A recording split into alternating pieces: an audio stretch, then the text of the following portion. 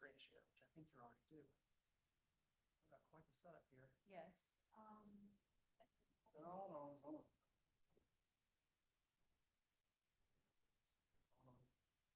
Take a minute. Is it because of my administrator? I don't know. It's something something's blocked. I need to.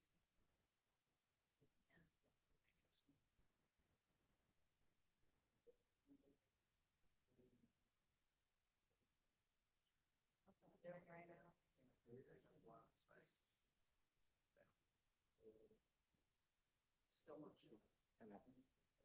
It's a small Out or since we're recording, gotta speak into it. Yeah, when they get to their questions, we'll just pass this around. Very good. I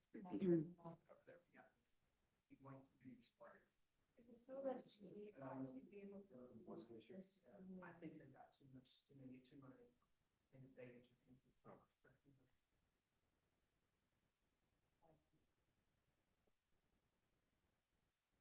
It should be 17 seconds.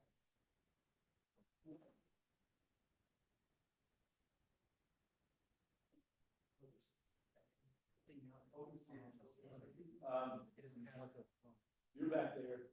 What's that? You're in the conference room back there. They put me in a special room. You get the mezzanine seat.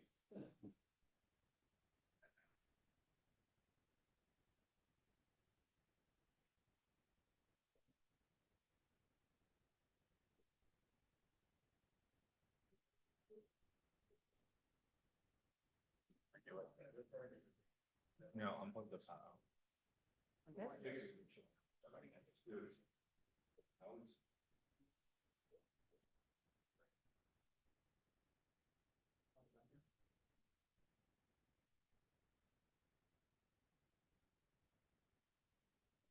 There you go. Should I try this or should I leave it? Try it.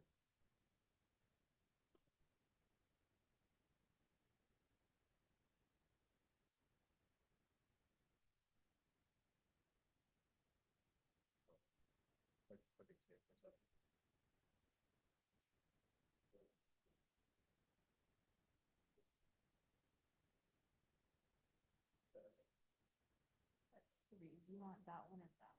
So one. Where did it go away?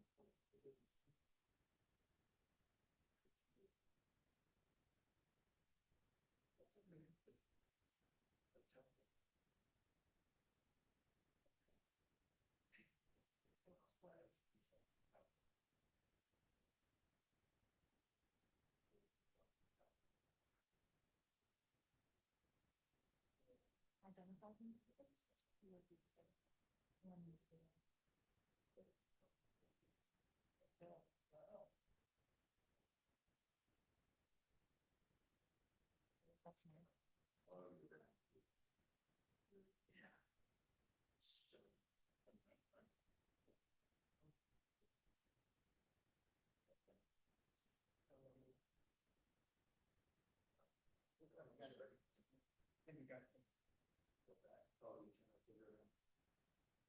You trying to duplicate the flyer or?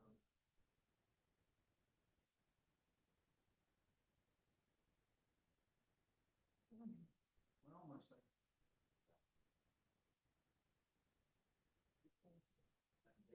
There we go.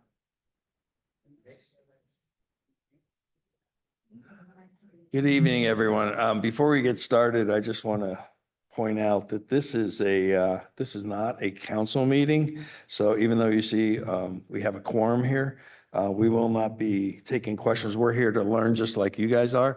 So I don't think this is it's Q&A for the individuals presenting. So, but we're good to go to get started. We're good. I just want to make sure that they can see it.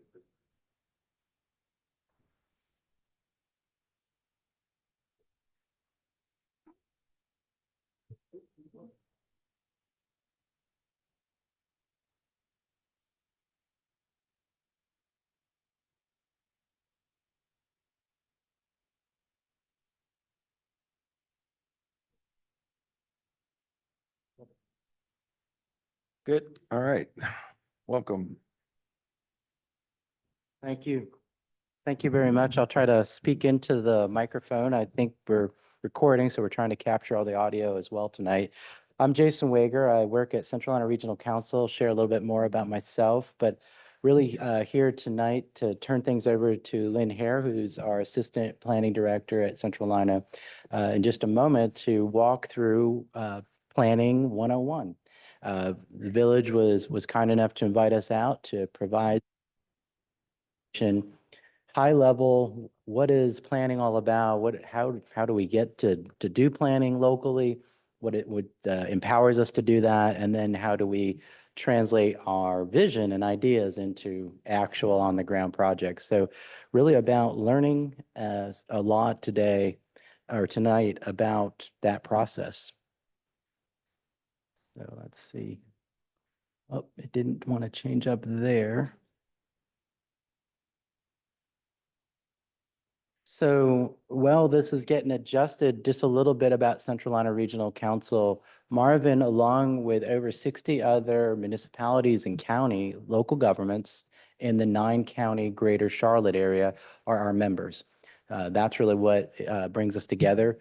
We are a unit of government, so we understand very same things, open meetings, public records, all those sorts of realities of operating in a local government level, and really try to bring our experience. And as you'll see in a moment, when you learn a bit more about Lynne's background, bring real world experience in small towns not far from here, doing planning, zoning, subdivision, and other development reviews and work. So real direct experience, and we like to share that where we can, and even provide those gap services, sometimes we call, where you've got very capable staff, but they're busy with their day jobs, and there's maybe a special need to get through something locally. And that's a lot of times where we get called in to help out. So you can see the region, the coverage here, about a fifth of the state's population in our 9% of counties. As we know, North Carolina has 100 counties, so easy math. A lot of growth, probably some of the most growth anywhere in the country, and certainly in North Carolina. So certainly Marvin is no exception. You see those sorts of pressures every day. And so hopefully this will help a little bit as we talk tonight about, there we go, about what it takes to do planning, zoning, and other development reviews. You can see a little bit about me as planning director. As I mentioned, though, Lynne's really here to talk through most of the training tonight and bring some wealth of experience on the ground, evaluating proposals for 20 plus years at the local level. So really understands up, down, and sideways what it takes to do these reviews and all the sorts of, interesting questions and conundrums and challenges that come with all of these cases. So look forward to speaking with you a little bit more tonight. And it's a small group, so we don't need to be overly formal, but did want to put out this idea of ground rules. Really, we're here to learn, and I hope everyone is in that mindset. So you can see some of the things, the usual things you'd expect, one speaker at a time, silence of cell phones, and so forth. Really think about if you're not clear on something, let's get that clarity. In fact, for tonight, if you've got a clarifying question, I just didn't understand what it was that was just said and you're clarifying, go ahead and raise your hand. Let's get that clear right away. If you've got a deeper question, something that's a little bit more involved, we'll have question and answer time at the end. It will take about 2 hours tonight. We'll at least have the last half hour. Out at the podium, it looks like those are being grabbed now. There are pens and question forms, so go ahead and write them down. It doesn't mean you won't be able to ask it out loud later, but it'll just be a way to remember any of those open questions. But that will be really helpful to keep us on time. We want to get you out on time, no later than 8 o'clock. Let's see. So what can you expect from this evening? I kind of am reminded of, I think it was Schoolhouse Rocks when we were kids. They would have the little commercial, like how a bill becomes a law, and there would be this cartoon showing how that happens. Really, we're here to talk about how do we get to do planning at the local level. So we'll run through everything from enabling legislation at the state level that allows us to even begin the conversation, all the way through to what is happening locally, your vision and why you actually have to have that in place before you can enact local laws, your zoning ordinance, so forth. And some of the other nuances that you might hear, terms and processes, and really walk through how you go from that high level authority that you're given at the state, every unit of government is, and how that turns into what things look like on the ground locally. So this will even include types of decisions that can be made. You might think, oh, it's a zoning decision. Well, there are several degrees or levels, whether it's done by staff or administratively, whether it's a legislative process, say through your council, and a few others. So we'll run through all of those. So authority, I wanted to quickly touch on this before I turn things over to Lynne. This just sets the groundwork, the foundation. You know, we're not doing any of this in North Carolina unless we've got enabling authority. Couple of quick background points. The General Assembly back in 2019 realized there was a lot of information out there. You had Chapter 153A for counties. You had 160A for cities, municipalities. And what this legislation did was go into or create Chapter 160D. By and large, it was to clarify definitions and just streamline that, put things all together in a more comprehensive way, whether you're a county or a municipality. In that process, though, it also helped reset expectations around, so I want to do zoning locally. What must go with that? One of the things that must go with that is a land use plan, a vision. So what do you want to do and want to see as a community? So not law, just a vision, but by law, you have to have that vision that you can then point to and go pull from as you make those site by site, case by case decisions later on. So that's one of the big things that it did, was put the two of those together. You can see the graphic here. Really, the legislation covers what I like to think of are two major categories, the what and the how. The what are things like zoning, subdivision, building and housing codes, all that kind of stuff. That's in Chapter 160D. And then the other is the how. So definitions, and my oh my, there are lots of ways people will interpret things. So the more clarity we can have, the better.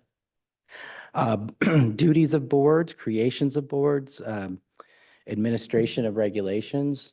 How do you appeal a process for adoption or amendment of anything?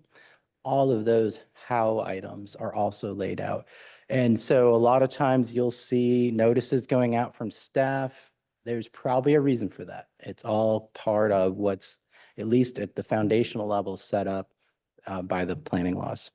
So with that, I think that was the last item I had. Well, and just if you want more information, you can get this link, and I'm sure we can provide that to anyone that wants it. It's really fairly easy, though. Just search North Carolina General Assembly and then plug in Chapter 160D, and you'll kind of have everything you want to see about planning law in North Carolina. So with that, I'd like to turn things over to Lynne Harris, who's like I said, our assistant planning director, and has been doing this for quite some time in the very practical sense in communities right here in the region, and hopefully can regale us with all kinds of new information.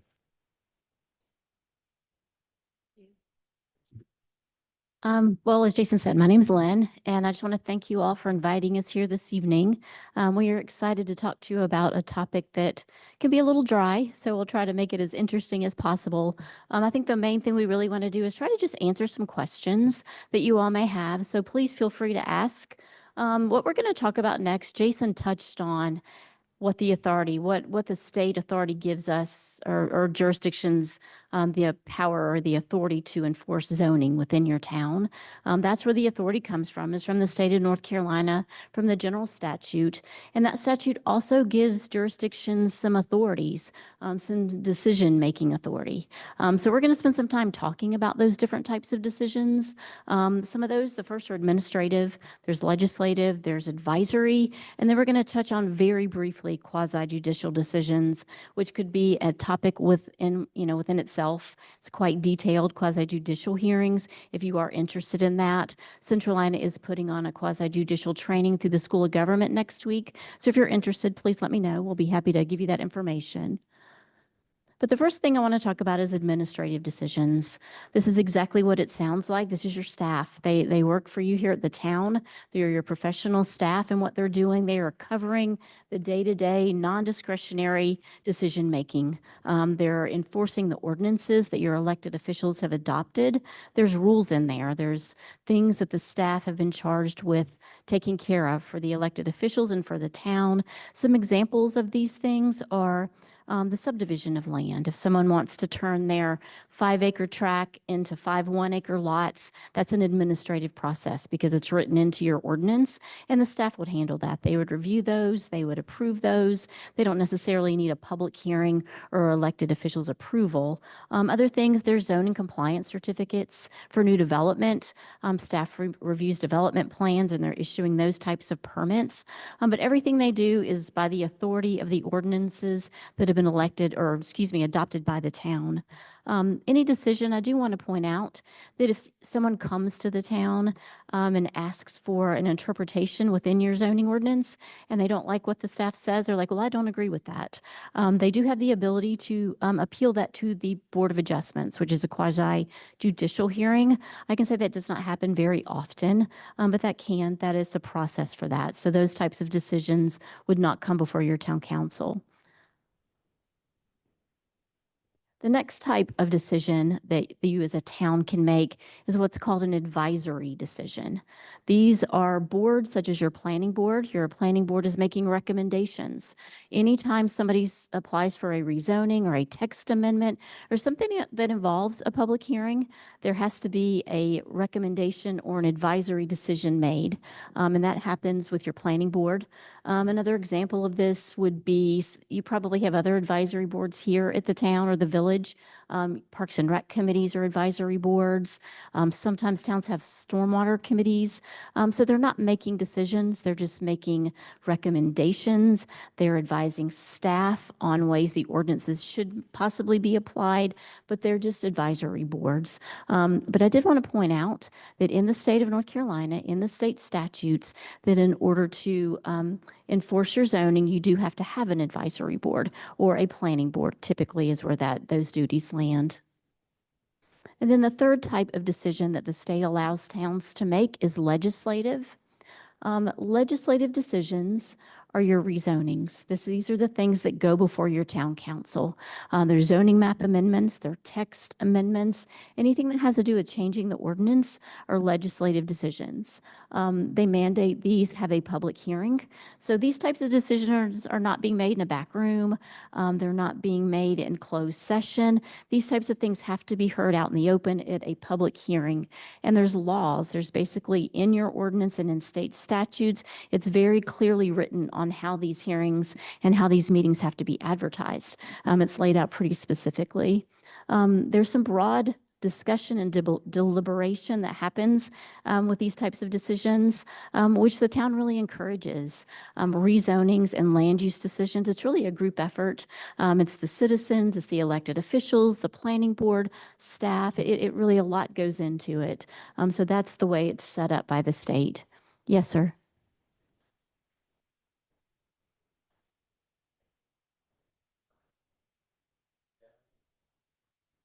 In terms of decision making,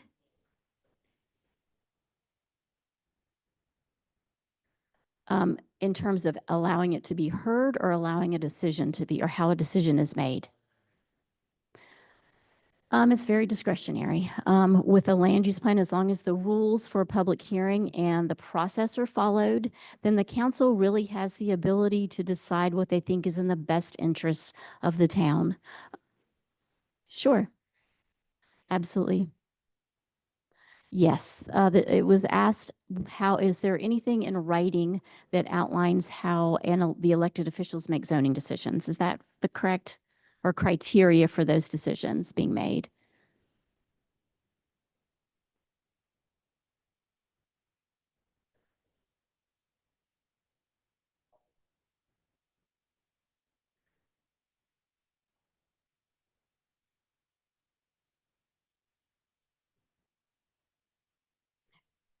That's okay, sure.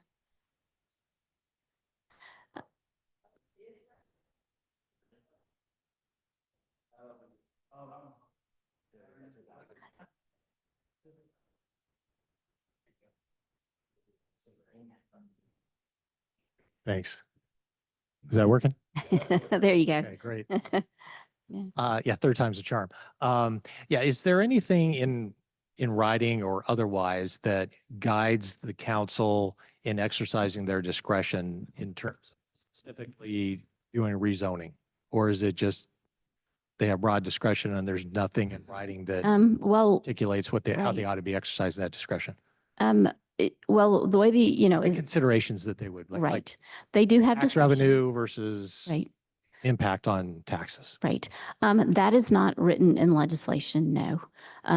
They do have the discretion to use ordinances that have been adopted, but they also have the discretion to make the decision that they feel is in the best interest of the town. So if you're asking if there's a bullet list somewhere, there's really not.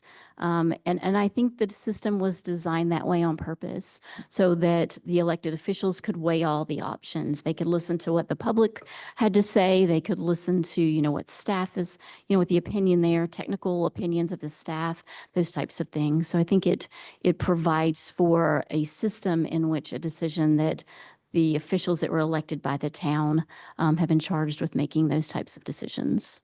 So, yeah.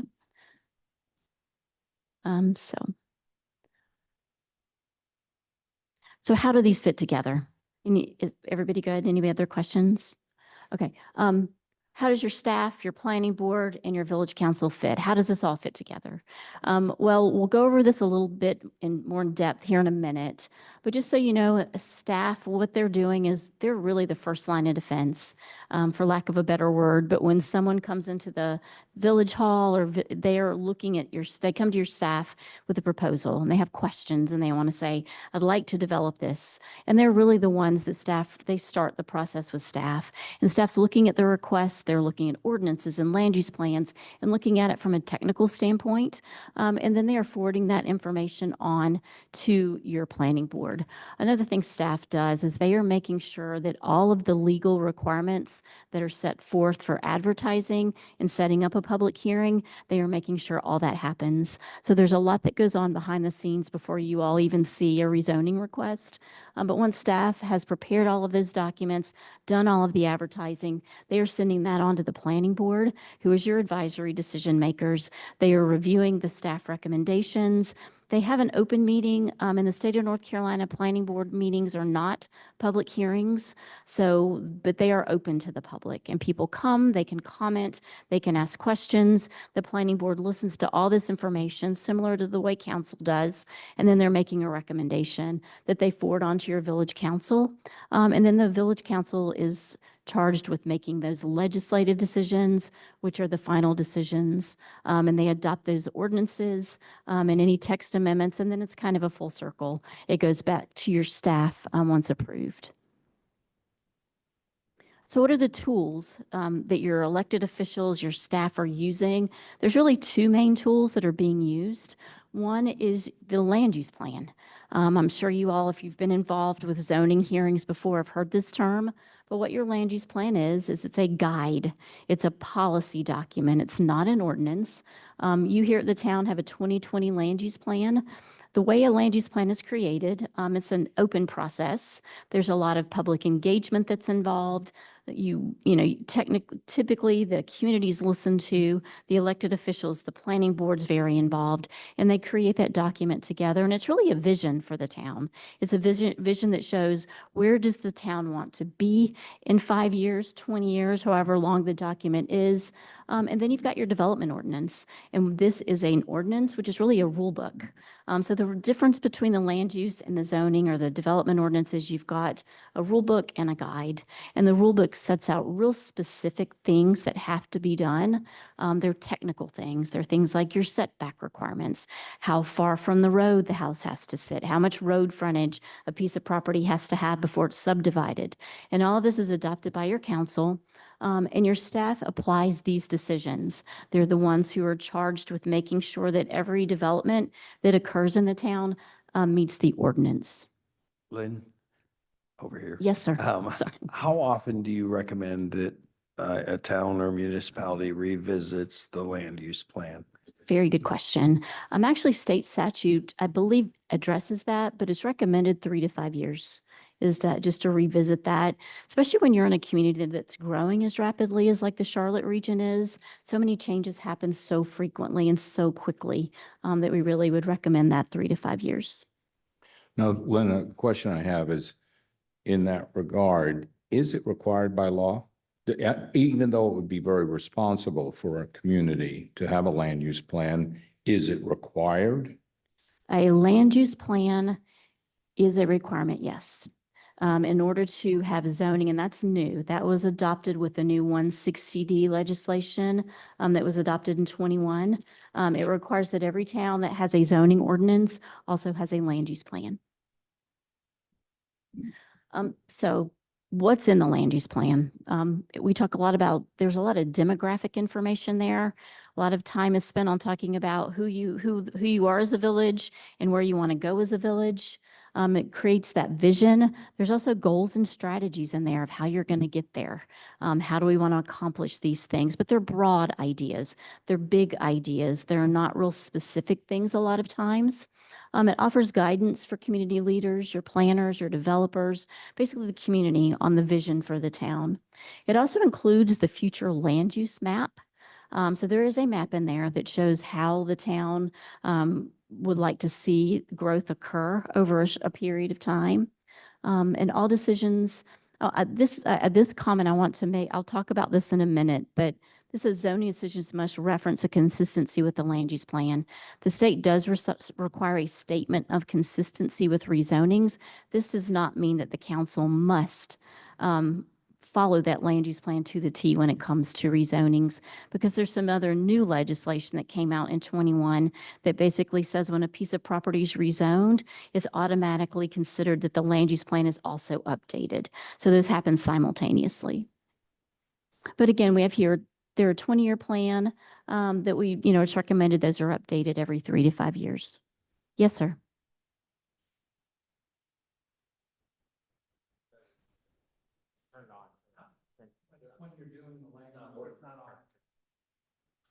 When you're doing a land use plan, should it be strictly related to the confines of the village limits as it stands? Or should it also include potential areas of growth, like you said, Yeah. but like annexation, ETJ, different things Very like good that? question. Yes, a lot of times land use plans do go outside the town limits. You're looking at areas that could potentially be annexed into your town limits, and that you would want to have some sort of influence on in terms of development. So typically with a land use plan, it just depends on how close you are to other jurisdictions, how far you want to go out, and whether or not you have any annexation agreements with other towns. Sometimes that sets those boundaries, but that's a good question. Yes, the answer to that would be yes.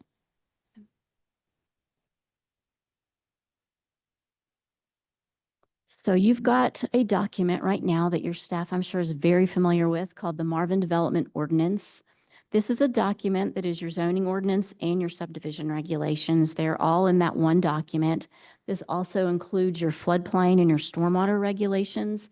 This is that book of rules that your staff uses to make sure that development that's occurring in your village complies with everything that the council has adopted. This also is, the zoning map is a part of that ordinance. So when the zoning map is changed, the zoning ordinance is changed. So those two documents are married, similar to the land use plan and the future land use map. So when your council, your staff, your planning board's looking at development proposals, they look at the land use plan, they look at the zoning ordinance, but they're also looking at some other plans that your town has adopted, some long-range plans. You all have a Marvin Heritage Plan that I believe is applied to certain areas of the village. They look at that plan to make sure that what's being requested, if it's in that area, that it complies. Excuse me. You've got a green Parks and Greenway Master Plan and a comprehensive Parks and Rec Plan. So if a development happens within the town, a proposal comes before the elected officials, staff wants to make sure that if there's a greenway running across that piece of property, that developer's including that in their plans. Because you do have these adopted plans, you can ask the developer to include those within those projects. So it's very important. Long-range plans are a great tool for the town to use, and I highly recommend those. A couple other plans, the CARPO. This stands for the Charlotte Regional Transportation Organization, and Marvin is a member of this group.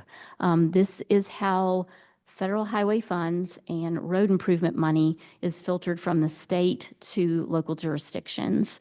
We are a part of this transportation organization that includes Union, Mecklenburg, and Iredell counties. And you have to be what's called a transportation improvement plan. If there's a roadway project within Marvin that you all really feel is important, you need to get it on that TIP or that transportation improvement plan. A lot of times that may be done by your elected official. Mr. Mayor, I don't know if that's you. Actually, I was just going to point out, Jamie Lyon is now our representative perfect. and I'm the Awesome. alternate. So if Very he good. can't make it, I usually make Yeah. the meetings. Well, I know they're working on the long-range plan right now. So if there's any roadway projects that you all want to include there, now's a good time to get in on that.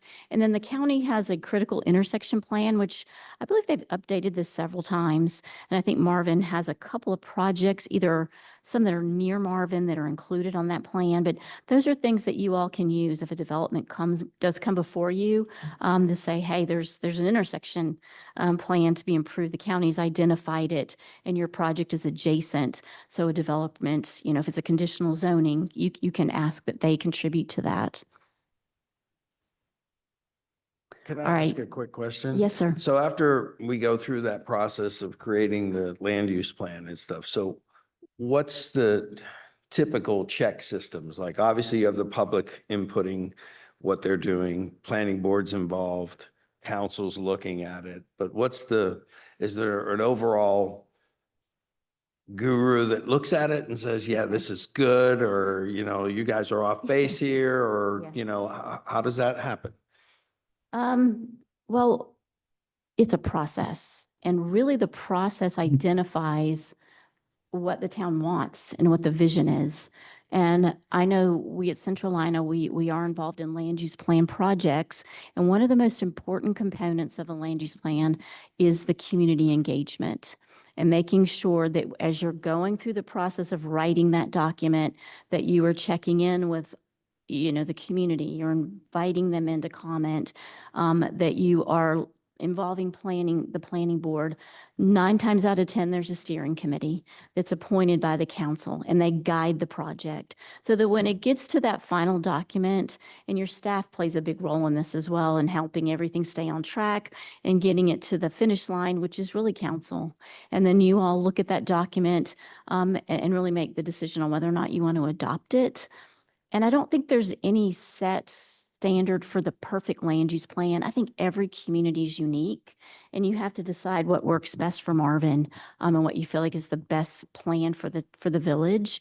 And whoever you bring in, if you brought in someone to help with the plan, they really need to be listening and making sure that they're hearing from the community and from your staff and the elected officials and planning board. It's really a larger process. So I don't know if that answered your question exactly.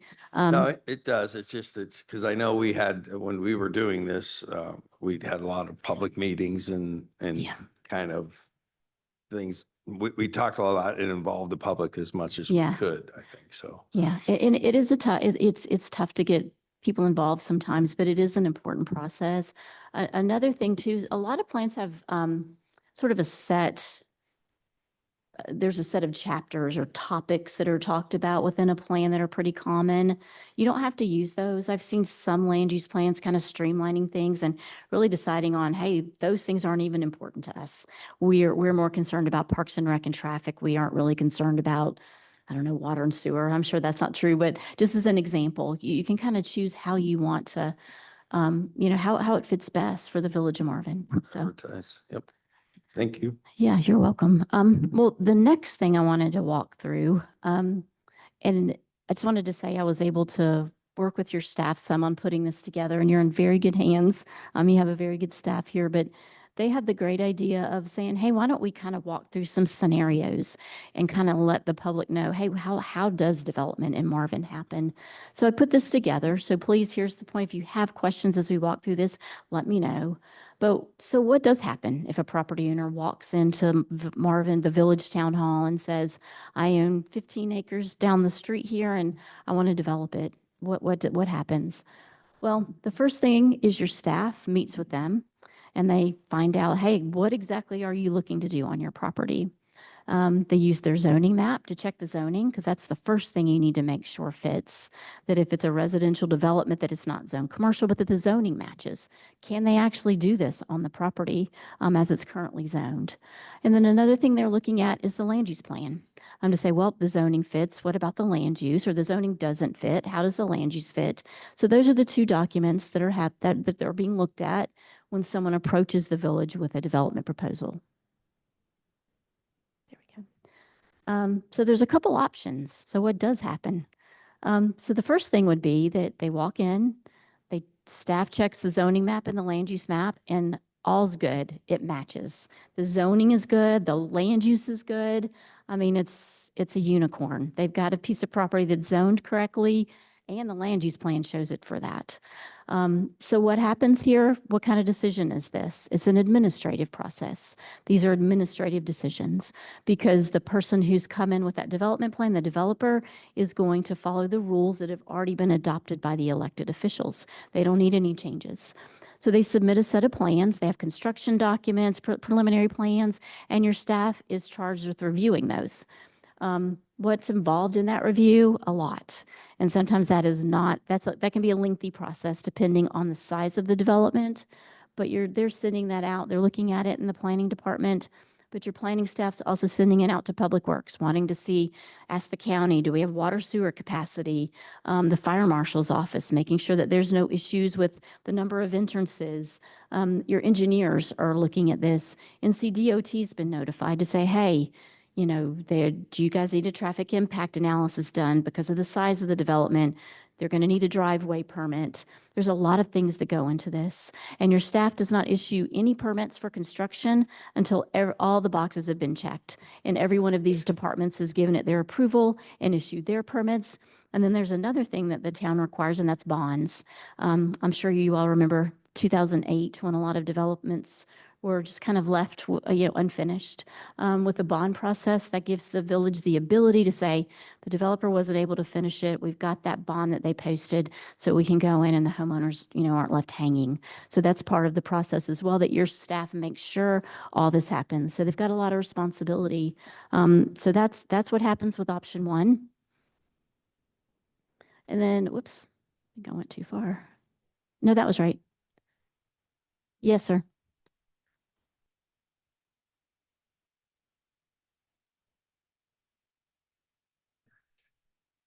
Okay, so under option one, if it meets the land use plan and the zoning, there's no approval outside the staff looks at it. That is Doesn't correct. Look at it, zoning doesn't look at it, it's approved. That's If it fits in the zoning. That's correct, because the approvals already have happened through the ordinance. So, council, when they adopted the zoning ordinance and the zoning map, they were saying, this is what we want this property to be developed for and how we want it developed. And staff, we need you to make sure that happens. And Lynn, is that referred to as by right? Yes, that is Okay, a so by right zoning. When it's by right zoning, they come in, they follow our zoning and everything else, checking the boxes. They're able to proceed for permits, and we really don't have a say from a council standpoint. That is correct. Okay. Yep. And I'll touch on that in a minute as well. Property owners' rights. Okay, option two.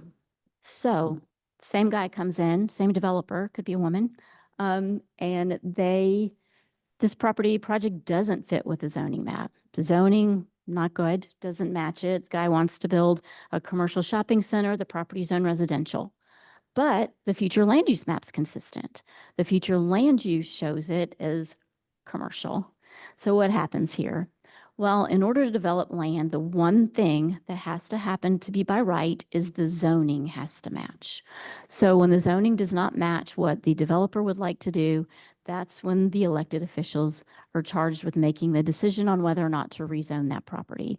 But in this situation, you have a land use map and a plan that say, well, we agree with what this developer wants to do. The land use map shows it as commercial. So what that does is it really gives staff sort of the ability to, or a basis to recommend approval. They do not have to, because they can say, you know what, a lot of changes have happened, but it does support a rezoning of the property. So that's an option. And they would have to go before your elected board and your planning board and your elected officials for a rezoning. So the third option, what if the zoning does not match, is inconsistent, and the land use is inconsistent, so nothing matches? What happens then? It's still a rezoning. It has to go before your elected body to be rezoned.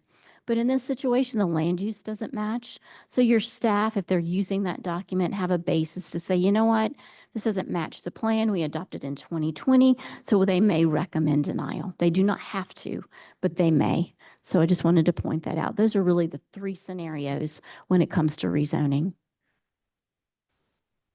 So I touched on this very briefly when I started the presentation, and I think Jason may have touched on this as well, but a statement of consistency. This is actually a written statement that the state of North Carolina, through that General Statute 160D, requires that your council adopt with any rezoning, whether it's for rezoning or, even a denial. They have to say, we did this because, basically. They're saying, is it consistent with what your town's vision is? Is it consistent with the plan? Does that mean that the council and the elected officials have to rezone it if it's consistent with the plan, or do they have to deny it if it's inconsistent? No, they do not. That land use plan, like I said at the beginning of the meeting, is a guide. It does not mean that your elected officials are handcuffed to that plan, because the one thing that happens is a lot of things change. And your elected board needs to have that flexibility to be able to make those decisions. And so that is what that's for. But they do adopt those. I'm sure if you've been to one of the public hearings here, you'll hear them adopt the statement of consistency. And that's what that is. That is a state requirement. There's two different types of rezoning in the state of North Carolina. One is called a conventional rezoning. The other is conditional. I'm going to walk through these because they have some similarities, and then they have some big differences. Some of the similarities is they both are one of those legislative processes. In other words, your elected officials are making those decisions. They both require public hearings. In other words, neither of them can be done in the back room. They have to be done in public. They have to be advertised, meet those advertising requirements. And your local ordinances go a step further and say that not only do we have to have a public hearing, but we're going to have a community meeting. We're going to invite the community in to review these proposals before it even comes before the elected officials. So not every town does that. So your town goes above and beyond when it comes to getting information out. So those are the things that they have in common. So here's where we get into the ways that they're different. A conditional zoning is basically someone coming before the town and saying, my property zone residential, I would like for you to rezone it to commercial. They can bring a beautiful plan and show that to the elected officials and say, I want to build a Whole Foods here. And does that mean they have to build that Whole Foods? No. That means that if it's rezoned to commercial, conventionally, they can build anything that's commercial, listed as a permitted use or a use by right in that commercial district. So with the conventional zoning, you have very little control. The council can't condition it. They can't negotiate with the developer. They can't talk about architectural standards for single family, two family homes. So it really doesn't do anything other than change the zoning of the property. And it doesn't expire. So once it's changed for good unless someone comes back to the town and asks for another rezoning. So the other type of rezoning, which your town adopted, it's in your development ordinance. I'm sure your staff uses this a lot, is conditional zoning. Now, this is different in that it allows the town to negotiate with the developers. So if they come before the town council, the council says, we want to see a site plan. We want to see exactly how this thing's going to look. They have to submit that with their application. And then the council can negotiate with them on, how do they want to see this developed? And it's a great tool because it gives the developer and the council the ability to really talk about, is this development fit for us? If it does, what are some things that would make it really good? How do we want this to just make our town even better? But that's what conditional zoning does allow you to do. And you can also regulate architectural standards through conditional zoning. It's the only way you can do that in the state of North Carolina. And just to clarify, it's the applicant that is making that decision of whether they're applying for a conventional or conditional, or is it the village, I don't know. I don't know making what your that ordinance says. determination of Yeah. which is applied for? I would say 9 times out of 10, your staff is going to encourage the conditional zoning. Correct me if I'm wrong, Hunter. But I know when I was in Hunter's role, I pretty much said, if you would like to rezone it to this, it's going to have to be conditional zoning. And there's probably some things written in the ordinance. Like I said, you cannot take away a property owner's right to develop, but as long as there is a by right zoning in there, or by right use, you can typically, my guess is the staff would encourage the conditional zoning route. That the staff would encourage the conditional zoning route?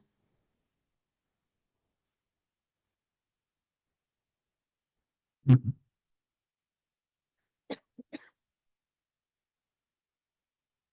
made a statement of the property owner has a right to do what they want with that. They do typically, unless it's specifically stated in the ordinance as a conditional zoning, then yes, they can say nope.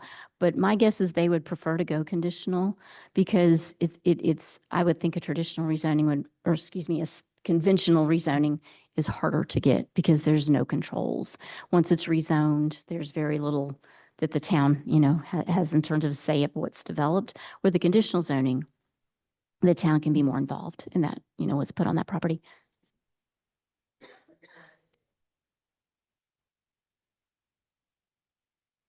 Yeah, obviously, we can have both in the town. We can have conditional Absolutely. zoning, which is developer gets a tract of land. He can, by right, he's allowed 30 homes. He builds those homes as long as it follows it. With certain areas such as the Heritage District, we applied the conditional zoning, which required, it gives us a little more flexibility about what it looks like, what's allowed to be, the uses that are allowed to be in that area. So it sets the bar a little higher. Am I correct? Absolutely. Mhm. Okay, but it gives the town a little bit more say. Yeah. I think that was one of the things that we struggled with when the state came in and basically said, you can't tell developers what kind of materials they want to Right. use. They can do whatever they want. And Right. I think because of the area we happen to live in, high value properties, that they're not going to use cheap siding and things like that, but you don't always get that. But in this particular case, the conditional zoning sets the bar a little bit higher and it creates a little bit of negotiating. Yes, Okay. absolutely. And it also has a vested right attached to it. So it does expire. So if permits haven't been issued within 2 years or whatever the council decides, it will expire. Yeah. Yes, sir. Also along the lines of the conditional zoning. If in your example of putting a Whole Foods, is it permissible to require the developer, let's say, to put in like a left turn lane or like, something that is beyond necessarily the area of the land that they're developing? Yeah. Not with a conventional zoning, no. Now the DOT, Conditional. if it's a state maintained road, they can ask for things, but there has to be what's called a nexus. In other words, if it's not directly impacted by that development or the development's not causing the traffic issues, you can't ask a developer to go 10 miles down the road and put in a turn lane. But if it's attached Left to the turn lane into property, the- that would have to come from, that would have to come from NCDOT. Okay. Yeah, we could not condition that in any way. Conditional, right. And you. Oh, with conditional zoning, I apologize. If you have a traffic impact analysis that shows it's needed, and the developer agrees to it, then yes, you can attach that to the approval. In different towns, I've seen it handled in different ways. I've seen some require the developer to do it, within a certain time period. I've seen developers say, I'll give you the money. And I've seen it handled different ways. So, Bottom line is it can be done. There's Yes. no prohibition on correct, that kind of condition. Thank you. correct. If the developer agrees to it. Quick question. Sorry, go ahead. A quick question, because I'll lose my memory if I. It can and I'm asking, can a council sort of ask for an impact fee? Impact fees are not legal in the state of North Carolina, so I probably would steer clear of that. If there's something that the town, like I have seen towns ask for, and if the developer agrees, say go back to the Greenway plan. If there's a Greenway trail on that property, and say, hey, we want you to build the Greenway trail. And the developer says, sure, I am happy to do that for you. You can write that into the conditions. So it's not really an impact fee. It's just becomes Or a maybe condition. throws some money, a developer wants to come in and put 20 homes in an area and there's plans to build a roundabout in the area. Could we ask them to say, hey, would you help participate in that roundabout? Yeah. I have seen, I'm not an attorney, but I have seen can towns play do. one tonight. I can. There's not one here, right? I have seen towns do that. Okay. And when the developer says, yes, I agree to this, but I would clear that with your attorney. I don't know what their Right. take would, but I have seen it done. Okay. Can I sneak in a second question off one of those Sure. questions? Sure, thank you. So with the impact analysis, you're referring to, say, if a developer comes in and that it, say, Is causes. this right here? You said it second. Oh, no, of Mr. Polino's. I said, well, I just had some question apologize. off Okay, I'm sorry. Mr. Polino's question. So with impact analysis, that would be something to the effect of, say, a developer comes in and causes a burden on the school system. You wouldn't be able to provide, say, an impact assessment against the developer. The fee, no. When I said, I think I was referring to a traffic impact analysis, maybe? Is that? Okay. Okay. And that's something that the town can require. The state already requires it for development over that generates a certain number of trips per day. Different types of commercial property having different impacts on traffic. Yep. And traffic could change and the Yes. development could change over time. Yes. An impact analysis done today might not be relevant 2 or 3 years from now when that development changes over time. So can the municipality mandate the types of commercial properties that go in there, say X percentage must be retail, X percentage must be dining, X percentage must be office space? Because They could if the They could. developer agrees to it. dining would cause more traffic than, say, retail, and which would cause more than office. So could the municipality mandate what percentage? But of they that could property- put together like a table of uses that are specific to that project. Because really with the conditional zoning, you're adopting a mini zoning ordinance for that project. So you could get that. I have seen people get that detailed with it. And yes, if the developer agrees, yes. I could- don't think we've done anything with schools, but I think we've done things with roads and in the past, and my memory serves me right, that you have to use it within a certain area of that location Yeah. too. You just Yeah. can't Right. earmark it for somewhere Right. that's 5 miles down the road. It has to have some sort of effect. And Yes. usually it has to do with roads or that sort of thing. You're absolutely right. Okay. Yeah. Okay. At what it looks at. Well, okay, a traffic impact analysis is something that the engineers at DOT and sometimes towns require this within their ordinances. And they basically are looking at the impact that development's going to have on the road system around that project.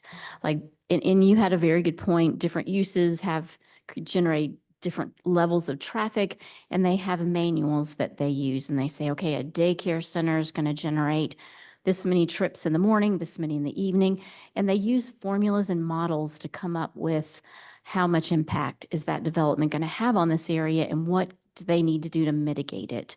Is it just the left turn lane, or do they need to put a turn lane in at the traffic signal, or do they need to put in a traffic signal? So it helps NCDOT identify what the mitigations are for that development to lessen the impact of traffic. But it's done per project. And so, yes, if there's a shopping center going in, it mitigates the shopping center. But if there's 3 neighborhoods that go around it, they may or may not require a traffic impact analysis depending on the amount of trips per day they're generating and what NCDOT's requirements are. And Lynn, So- help me with this. If we happen to own the road, can we supersede what DOT says? And so we have a little more say and a little more maybe ask of what that looks like versus if it's DOT, it's they're deciding for us what's going to happen, where turn lanes are going to be, and things, even though the developer proposes it, is it going to be a thumbs up or down? And that's decided at the state level for the DOT. Yes, if you own the road, you control it.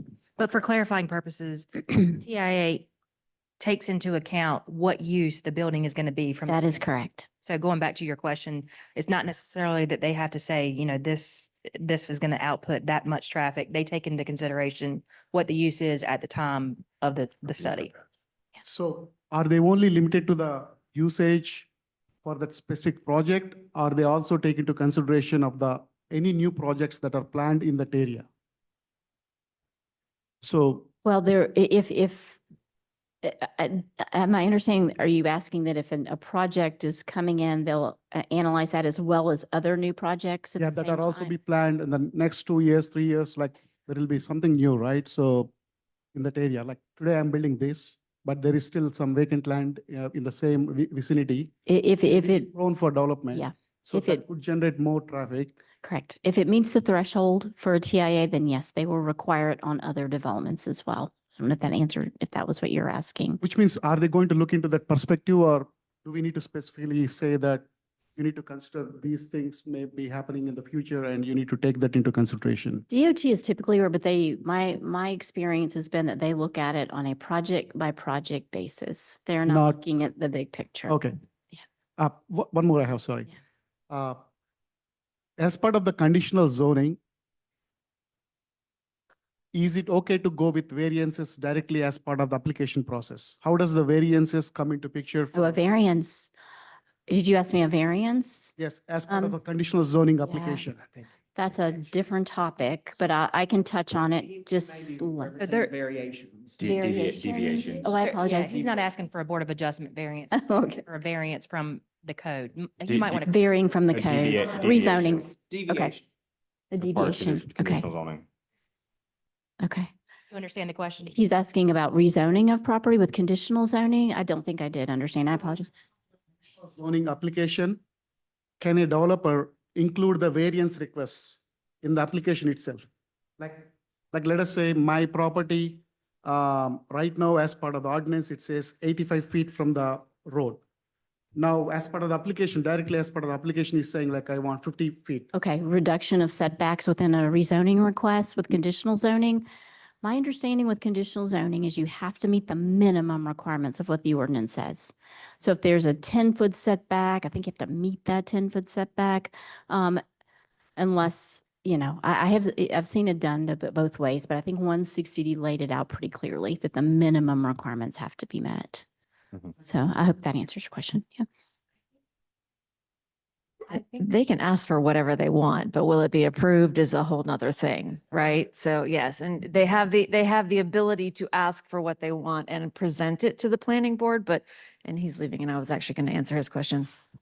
Oh, well, never mind. I think for his previous question, he was asking because we have two developments that are coming up at the same time, very close to each other. So for a TIA, would it consider the other proposed development in that study along with what's already developed? Does that make sense? It does, but like I said, DOT typically looks at them individually. I think they will consider it if they're being built at the same time, then yes, they may say this development's going to have this much impact. We've got this one going on next door. So combined, what do we do to mitigate? And I worked in a town that had so much development happening. And with my experience was that each project had its own set of mitigations. And as a staff, trying to keep up and track those and when those were going to happen was a challenge. But they look at them on a per project basis. That's how the NCDOT does it. So. Is that what you were asking? Yeah. Okay, okay. I just wanted to, thank you for coming back in. I just wanted to say, from a planning perspective in terms of uses, we typically try and set uses when we are looking at an ordinance for a new area. So like for the Heritage District, before that ordinance was approved, all of the uses were determined as to what could be put there. So then, then when someone comes in for zoning, they could choose from that menu. But then, as she was just saying, then from the project, we look at the space of the land, we look at traffic impact, we look at, what does Marvin even want? And then also, so it can be adjusted in different ways, but we can say, we only really think of one restaurant would work there because of parking. And if you had more space for parking, then maybe you could have more than one restaurant. So there's different ways to kind of regulate it. But honestly, it's like market. What is the market going to bear as to, you can't say this building can only be office or this can only be this. We can make recommendations and the developer can either follow our recommendations or not. So would you say that would be, am I in line there, Hunter? Yeah, I mean, from a conditional zoning standpoint, yes, like you can't ask for stuff that's not permitted or not, that the ordinance already allows. You can always be more restrictive or scale back per se. But once again, it does have to be mutually agreed upon. So it can be recommended for when that set of space is used for, a handful of uses. But if the developer or applicant doesn't mutually agree upon it, once again, then it comes to council either to approve it without that specific condition, or, that could hurt their chances of it getting approved. So that is it's a strong negotiation tactic is with the conditional zoning for sure. Yeah, we have a lot more say in conditional zoning. So that's why Hunter and the team will try and convince developers to go with conditional zoning as opposed to conventional, because they have a better chance of actually getting it approved instead of just doing whatever they want. Could you pass him the microphone?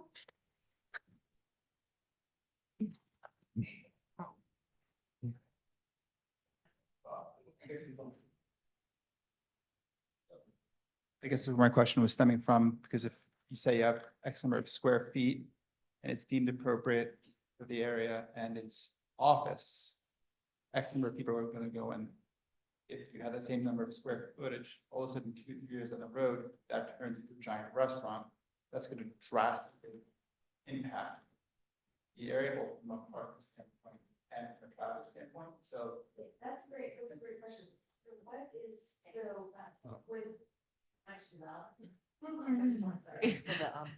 for the recording. So with the conventional not expiring, with the conditional, can things change? So like if we were to approve a rezoning application with the conditional zoning that there would only be one restaurant, maybe one coffee shop, and then office space, does that carry out until it's a rezone, another rezoning is requested? Like how long does that last, and can the market adjust for that? What you're asking, right? Yeah. You're talking about the expiration, the vested rights time period. Am I understanding you correctly? Well, I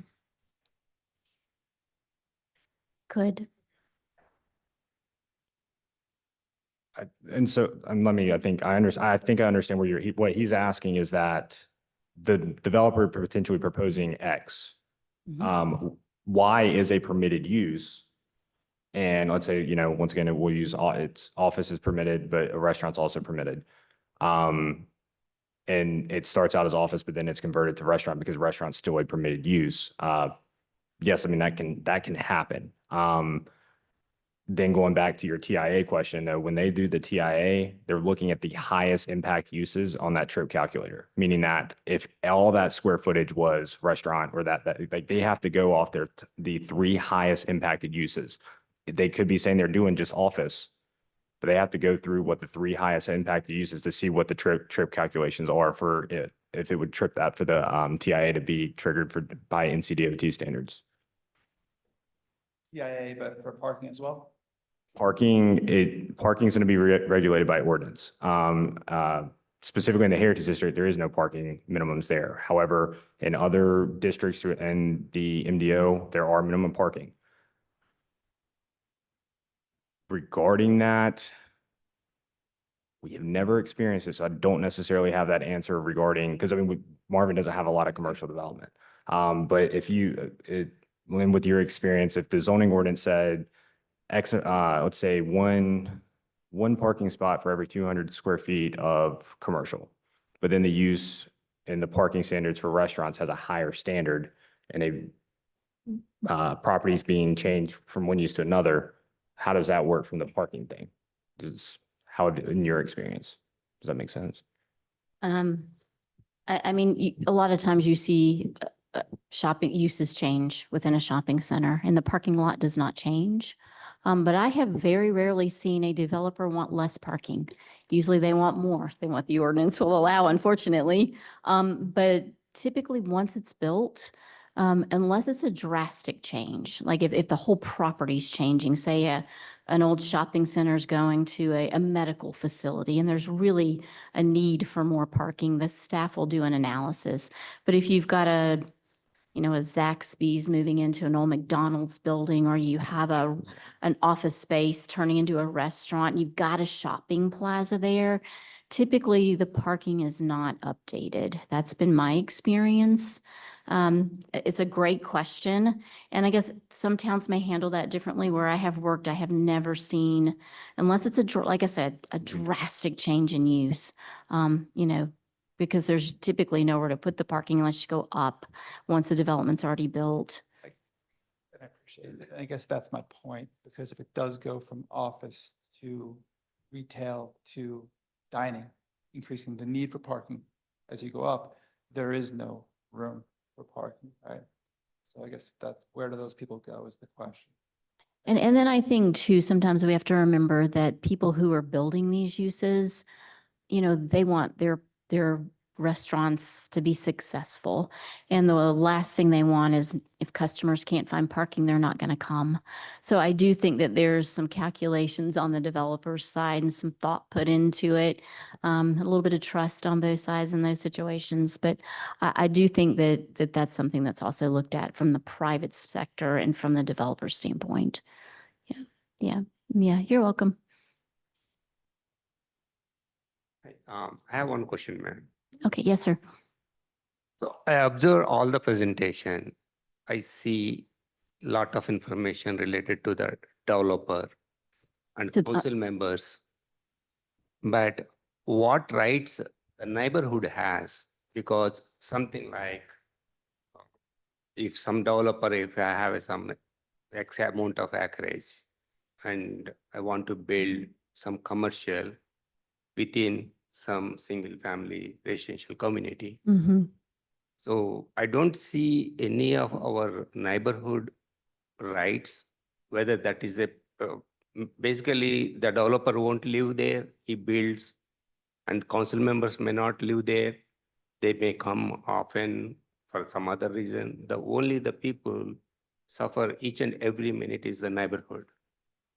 But how does this land use plan or any development protects the neighborhood? Well, it's a good question. But I think the process is a public hearing process. And I think that you have, and neighbors, people in the neighborhoods have the ability to be a part of the process. They can come and state their concerns to the elected officials. In terms of protecting, there's things in the ordinance that are already written in there for protections. My guess is your development ordinance has some buffer requirements. There's some things that would lighting, like I'm sure that the town wouldn't allow certain types of lighting, but there are protections built into the ordinance. Now, can a commercial development be approved? Can a person who owns a piece of property ask council to rezone that property to something other than residential? Yes, they have the right to do that.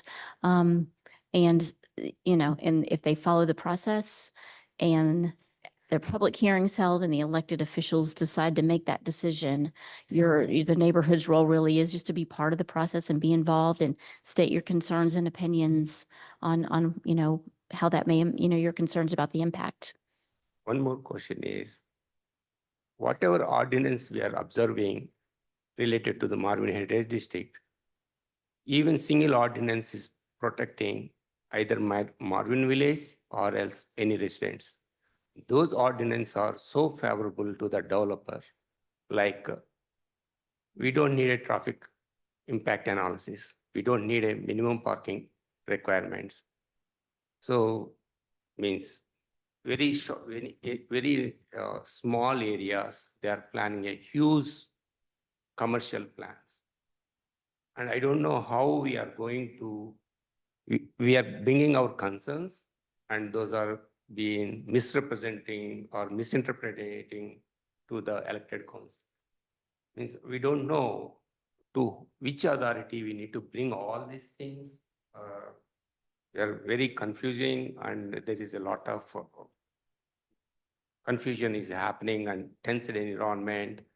And we are worrying a lot because of unsuitable environments or planning in this very small area. So if you give some kind of, okay, if something is not reasonable, it means developer may feel it is a reasonable at this point, and town council members may feel is a reasonable in their point, and residents, and we feel we are not suitable. Where can we bring all these things? How can we do some proper kind of an arbitration to talk all these things?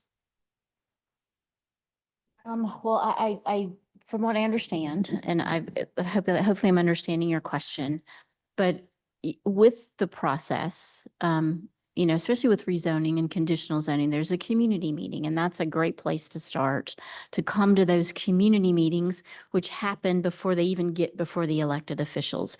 That's your chance to look at the project, to ask questions of the developer, to ask him, how are you going to protect my neighborhood from this project? What are you planning on doing with the lighting and the landscaping and, the trees? And you can get those questions answered and let them know then what your concerns are. That's a great place to start. And then come to every public hearing, come to the planning board, come to the council. Because sometimes projects, my experience has been, a lot of times people hear that a new development's coming. There's a sign put on a piece of property. The neighbors get upset. They're calling saying, what is happening? This is really concerning me. And when they have an opportunity to come to that community meeting and be heard, get their questions answered, be able to look at actually what's happening, I think a lot of the fear goes away. So I would just, and I'm not saying that will happen all the time, but it's really a great way to get your questions answered. So if that is a concern of yours, I'm sure that Hunter post, community meetings and public hearings on the website. So you should be able to know when those are happening. If you see a rezoning sign, check dates. Sometimes they'll have dates on there, or call town village hall and see if you can get that information. But that's a great place to start. And I would just encourage involvement, because that's really what the process is all about, is being involved, having a good conversation, one where both sides are trying to listen to each other and come to the best solution for the entire town. So. Well, I was going to say that to kind of piggyback and go back to the land use plan and the updating of it. So 20 years ago, well, no, let's not go that far back. Let's say 10 years ago, a land use plan is designed, and it basically says that in this part of town, a Ferris wheel would look wonderful. And the community comes out and says, yes, this will bring community involvement, and everybody's all excited about it, okay? It becomes part of the land use plan. As time goes on, other community subdivisions develop. And all of a sudden, a developer comes in and says, what do you think about this Ferris wheel? It goes through the process because they're allowed to do that. And the conditional zoning allowed for a Ferris wheel. Now, all of a sudden, the Ferris wheel is now being proposed and communities are coming in and going, wait a minute, where did that come from? Where'd that come from? And it's not, well, we've been talking about a Ferris wheel for 10 years. And the fact that a land use plan could be updated, if literally the ball is rolling or the Ferris wheel is rolling, and it's been, allowed, the developers coming in, and now as a conditional zoning, they're allowed to do it. We could determine how much lights, how many chairs on the Ferris wheel. But what does a community that is new, a subdivision, comes in and says, this Ferris wheel, what's going on? What happens in that kind of metamorphosis, that evolution, where the community is wanting to know about a Ferris wheel that wasn't there years ago? How do you handle that? You get my drift. Oh, yeah. Can you put the yes. toothpaste back in the tube? Yeah. Right. That's the question. Well, I mean, the only way to do that would be through that land use plan process. Now, if the Ferris wheel's already being built and up and constructed and on the way, then no, you can't put that toothpaste back in the tube. But you can revisit it, with a land use plan update if you choose. But it is difficult. And when you're going through, for lack of a better word, kind of growing pains as a town where you've got a lot of new development, you have a lot of new people coming to the town who maybe weren't here when these previous decisions were made by people who've been here for a while. It is tough. What necessarily would be grandfathered in? Like, could you take away, like, say, if they had rights to the land use plan came in and said, we're allowing commercial if you want, but you have to go through the process of getting that approved. What? The only thing grandfathering really applies to is zoning. Now, you would have a hard time changing the zoning on someone's property without their permission, especially right now. Especially if it would harm them, like if you're saying, Yes, if okay. you're down zoning, that's correct. Down zoning. Mhm, either way. But land use is different. You can revisit that land use plan anytime you like. You can make changes to that vision anytime you like. Now, it is an open process. So if someone owned a piece of land and you're saying, we do think your property is going to be commercial, this is the vision we have, and they come and they're like, we want it to stay that way. They have a right to state their opinion, to request from this board, exactly what land use they want on the property, but it's not technically grandfathered if it's just land use. So to be clear, if we did a land use plan and that involved allowing rezoning to happen in a certain area, such as the Heritage District, which would be, you could apply for commercial if you want in this, but you have to go through the process. So we vote on it, it's passed, and then we get pushback from areas. Can we go back to that area? And just for clarity, and say, we're going to take that ability to go to commercial away. Yes. In the sense that if we went from, it was R40 zoning and then you allowed commercial and then said, okay, we're going to go back and say, you can no longer do commercial. So you're asking if you can change the zoning map? Yes. Right now, in the state of North Carolina, no. Okay. Not without the property owner's permission. Without the permission of the property. Correct. Yes. Okay. And I'll kind of add a little bit, and this is why, and Lynn kind of said this at the beginning, that land use plans are a long-term plan, they're a vision. Visions do change, opinions change, but that's where then the legislative decision is very important. Meaning that even though it's in the land use plan, I'm not, from my opinion is that you don't then go change the land use plan to line up with the opinion or the vision now, because it is a vision that's been set in motion or something that's a long-term, there's a lot of steps to get to that. But if you feel like you're not ready or the village is not ready, it's the legislative decision. So if the zoning hasn't been approved yet, even though it's consistent with the land use plan, you don't have to approve it. And so that's kind of the key thing, is that as much as people move into the area or we go through the growing pains that we see, like that plan is there to still see that long-term vision, but it doesn't mean that it has to be next year when you guys, approve stuff. It still can be a long-term thing. It all comes down to, the elected body and when those decisions come to them. I mean, is that? Yeah.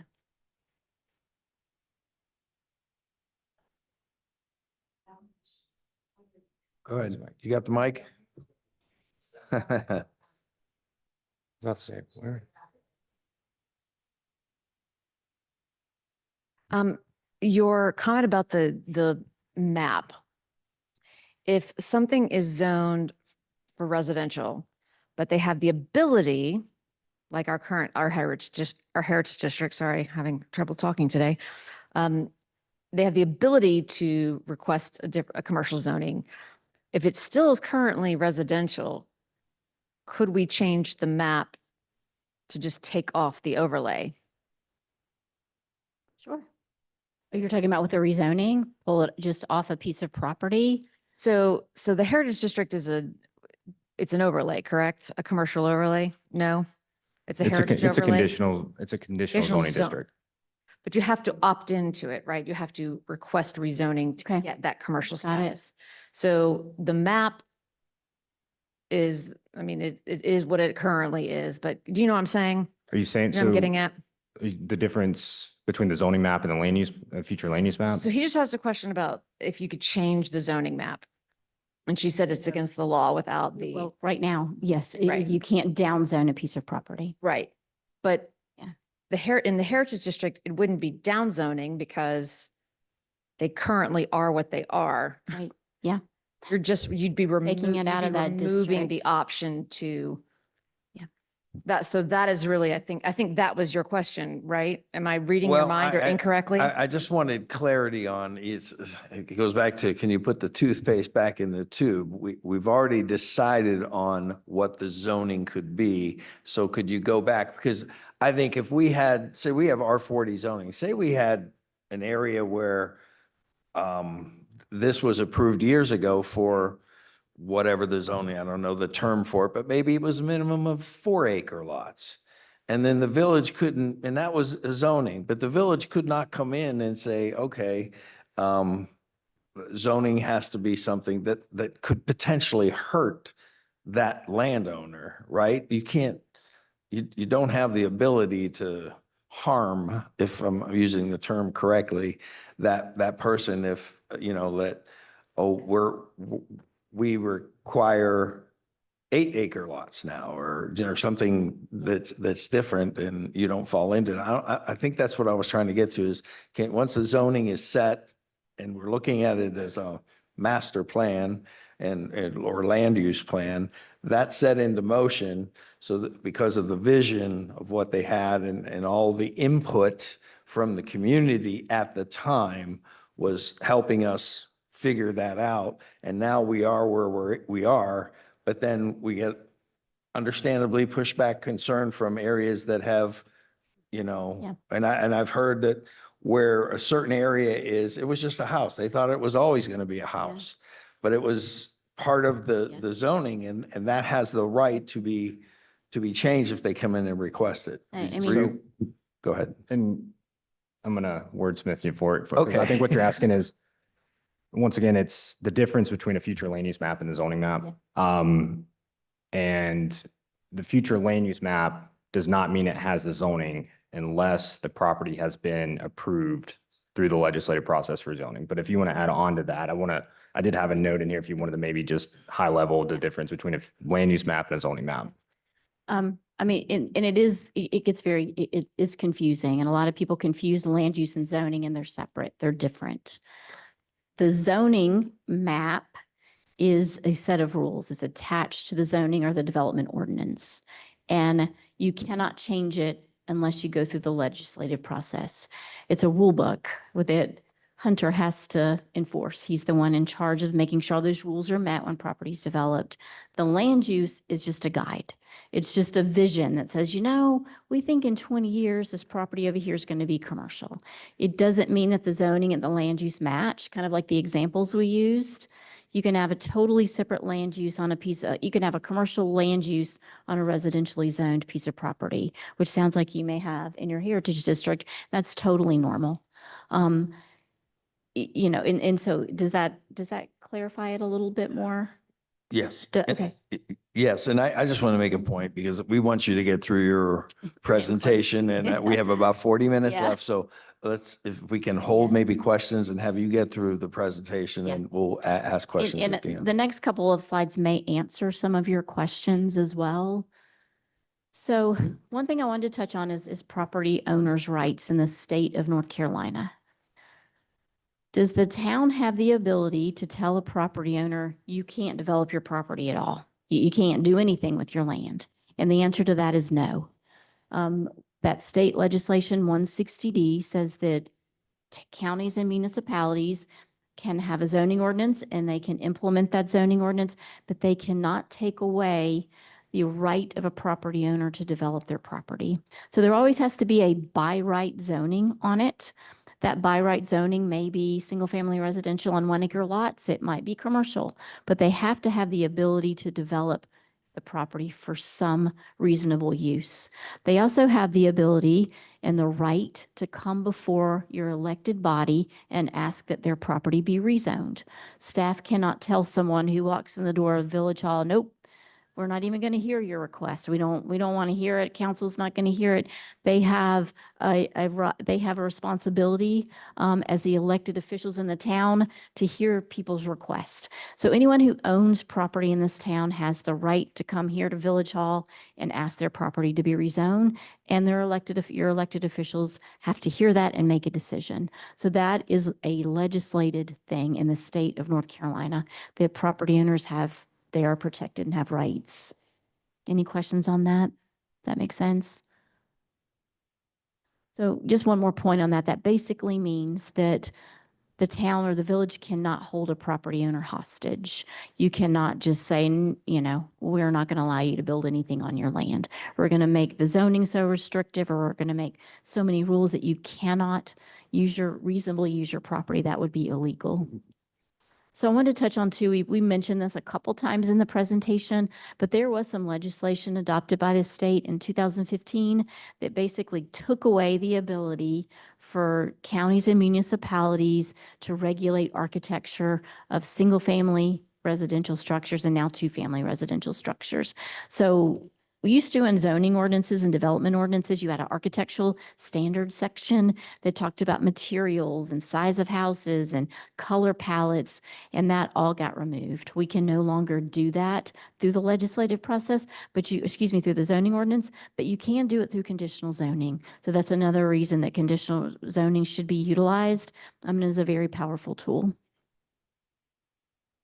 And then lastly, HOA covenants. I know I've lived in Union County, and I know there's a lot of subdivisions, and a lot of these subdivisions have HOA covenants and rules. So who is responsible for enforcing those rules? They are a set of private regulations that the property owner, the developer of that land, and the owner of the home that bought into that development, they agreed to. The developer established them. The homeowner signed on the dotted line when they bought their house and said, I'm going to comply with the HOA rules. Sometimes in neighborhoods, as an example, you may have 2 acre lot minimums, these big lot subdivisions, and there's some requirements in there that say you can't subdivide your property. Well, is that the village's responsibility to make sure that that subdivision doesn't happen? No, since it's an HOA rule, that falls on the HOA to enforce that, or whoever they've decided. A lot of times it's a HOA management company. So if there's ever an HOA situation where the property owner and the HOA are in disagreement and something happens, that's really a civil issue. It's not between the town and the property owner or the town and the HOA. And I did want to point out that the Marvin Development Ordinance actually addresses this. There's a section in there basically referencing that, but it also states, and this is legislated as well, that if the HOA covenant is more restrictive than a town rule, the town rule would apply. So, but in a situation where the Marvin Development Ordinance is more restrictive than the HOA covenant, then the town rule will apply. So the town rule will always dictate there if it applies to a development that's impacted by the town. So Now, Lynn, let me ask you a question. Is there HOA covenants, is there an expiration on them? it just depends on how they're written. I've seen some that do expire and I've seen some that don't. It just depends on how the developer set them up. The Because board is allowed to revisit an HOA, and as long as they get approval from the majority of, the way I understand it, most HOAs are set up that way that they can go, we're in the process of doing that right now in our neighborhood, so it can be changed. okay. And the town is involved in that process? No. Okay. town's I not thought involved in that's that. what you said. No, Okay, very no. good. Yes. But I was speaking from an HOA Yeah. standpoint. so. But that is the end of my presentation. So if you have any questions, we've got about half an hour. If an HOA rules against, so if they bring charges or civil suit against a property owner that has been approved for something, this similar thing happened in my neighborhood, and the homeowner has to then comply, how does the village actually backtrack off of whatever was approved if the HOA was successful in their civil suit? I would assume if there's a permit involved, they would just, if the HOA, if they were successful in saying you cannot do whatever that is, I would think that the permit would, if it was for new construction or something in that, I would imagine that the, I don't want to answer wrong. I'm thinking that the permits would just become void at that If it was a point. Rezoning, A rezoning? like let's say a rezoning happened and was approved, the HOA brought suit against the applicant. And then how does and if it was approved, then how does the village back out of that if the HOA was successful in their civil suit? I think what she's asking is if you rezone a property conventionally, in this case, so it goes from RR to SFR1. Then, and because the applicant was planning to develop it further for minimum 1 acre lots. But the civil suit between the HOA and that property owner deemed that the property owner is in violation of the HOA covenants, is you're asking if the zoning would revert back. I don't think it would, honestly, without some sort of legislative process, because the rezoning of the property, because the HOA, it's a civil suit, but in order to change the zoning back legally, because it was done by ordinance, you would have to go back before the elected officials to change the zoning on the property. I can see where it would prohibit that developer, the per individual, from developing the land, but I'm not sure it would affect the zoning without the council just making a decision on that. I just find this to be a fascinating area from a planning board's perspective, and Yeah. also being a member of an HOA. It's like, what do you? It just is just a big mess. Yes, sir. Are you familiar with the North Carolina Marketable Title Act? What, North Carolina Marketable Title Act? I don't know if I heard that correctly. I'm sorry. I'm having a hard time hearing in here. I don't think I am. North Carolina, what? Marketable Title Act. No, sir, I am not. Are you familiar with the C Investment 2 LLC versus Auger case? I am not. Okay. You want to elaborate on that, or is that something that relates to what we're? Well, it was Marketable Title Act is North Carolina legislation back in the 70s that has prevented the deeded titles to supersede, I think, after 30 years, to be able to continue on with their deeded titles. The Auger case was, properties had 2 acres each, and they had deed restrictions of 2 acres each. Developer came in and bought several of those properties, accumulated 15 acres.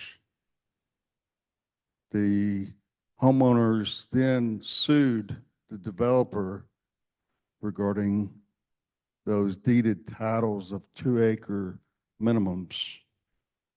And then it went to the Supreme Court, and the Supreme Court ruled in favor of the developer because of the North Carolina Marketable Title Act.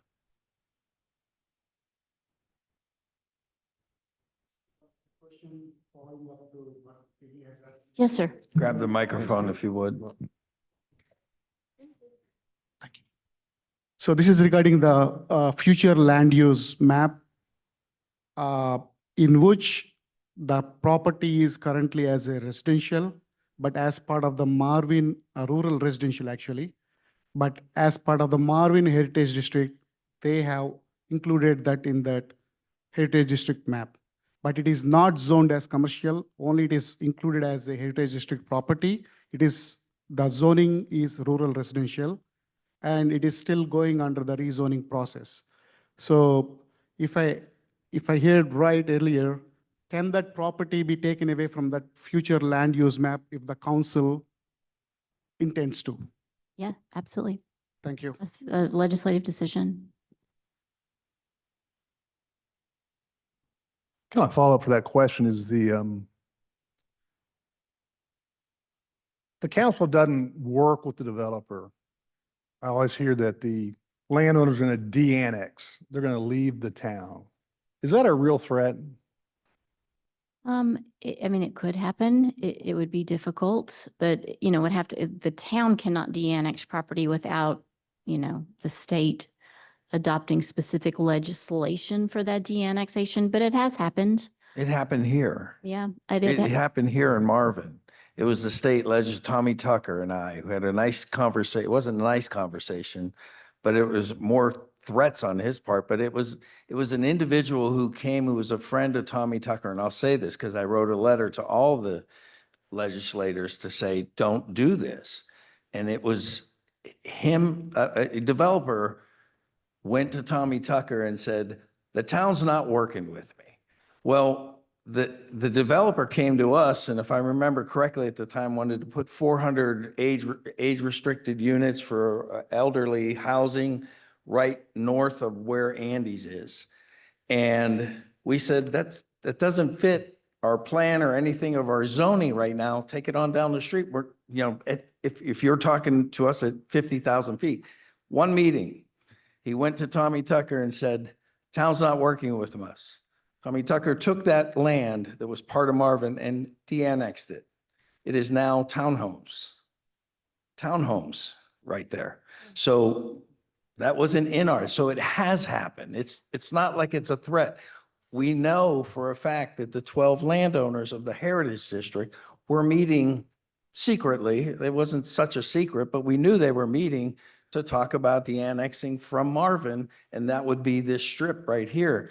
So we've talked about this as a council, that we want to see this as we'd like a seat at the table when it comes to decisions.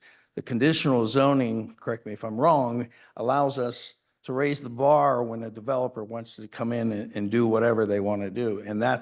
And we have what it looks like. There's a lot of things that I think we can control with that, but it has happened. And it was maybe before you got here, but I remember it was not a pleasant conversation because I wrote a letter to the state pleading with all the other decision makers to not allow that de-annexation to happen. And just There's been The most egregious de-annexation I recently believe there's was been a recent Summerfield. one in Summerfield was another one. Guilford County, North Carolina. And we've had our own Almost local 1,000 legislators. And they have to get everyone to sign off on it. So our own local legislators signed off on that. How many acres was it? There was 1,000 acres out of the center of Summerfield. Yep. So 1,000 acres was de-annexed because Yeah, they that's they true. said the town wasn't working with But it. I wanted to just comment on something the mayor said, is that you definitely want to have a say in what's being built, not only in your town, but if you have property around your town that you have the ability, I mean, the last thing you want is for something to happen adjacent to you that you could have had a say in. Because when it comes before the town or the village, excuse me, you all have much more, you've got a say in what's built there. And so I would, you definitely don't want to get in that situation where properties are de-annexing because it can happen. It's very political, but it can happen. Yeah. So, not rent the village of village or else the. Use the microphone. Good. Yeah. So the developer should not use de-annexation as a threat for his crazy ideas, unreasonable things. How can we means as a means council members restrict those unreasonable desires?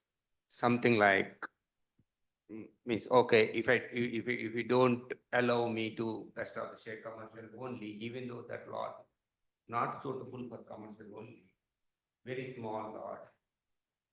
How means how the council members make a decision in that case?